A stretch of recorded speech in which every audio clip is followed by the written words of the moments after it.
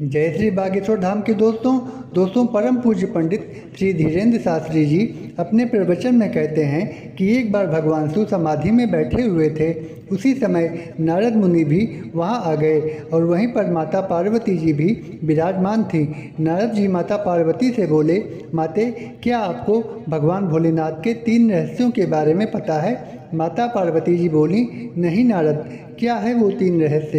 इस पर नारद जी बोले, माते पता है कि भोले बाबा की आपसे पहले भी एक विवाह हो चुका है, ये पहला रहस्य है। दूसरा रहस्य ये है कि ये जो मुंडों की माला भगवान शिव जी पहनते हैं ये किसकी है, और ये जो भस्म लगाते हैं क्या इसका रहस्य आपको पता है?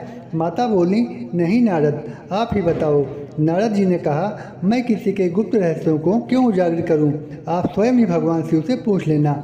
ऐसा कहते हुए नारद मुनि वहाँ से आग लगाकर चल दिए। जब भगवान शिव जी की आंखें खुली तो उन्होंने माता पार्वती जी से राम राम कहा तो माता पार्वती जी बोली, पहली वाली से कहो। इस पर भगवान शिव ने कहा, क्या मतलब? तब माता पार्वती जी ने कहा, क्या आपकी हमसे पहले भी कोई शादी हो चुकी है? तब शिव जी ने कहा, इससे पहले भी तुम्हारे सती के अवतार में भी तुमसे ही मेरा विवाह हुआ था। फिर माता पार्वती जी ने कहा, ये मुंडों की माला और भस्म किसका है? इस पर भगवान शिव ने कहा, ये मुंडों की माला भी तुम्हारी ही है। हम तुमसे इतना प्रेम करते हैं कि जब भी तुम शरीर त्याग कर जाती हो तो हम तुम्हारे बिना रह नहीं पाते हैं, इसलिए तुम्हारे मुंड को उठाकर अपने हृदय से लगाए हुए रखे हैं। तब माता पार्वती जी कहती हैं, तो ये बताइए कि ये भस्म किसका है? इस पर भगवान शिव जी ने कहा, एक बार कुछ लोग एक मुर्दे को लेकर राम राम जपते हुए वहाँ से जा रहे थे।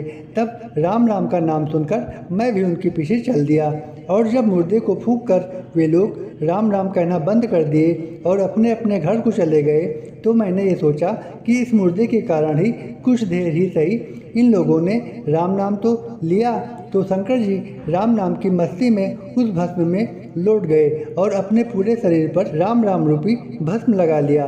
तब से भगवान शिव जी चिता भस्म लगाते हैं और भगवान शिव जी को चिता भस्म अत्यंत प्रिय है। ये थे वो 3 रहस्य जो भगवान शिव ने माता पार्वती जी को बताए।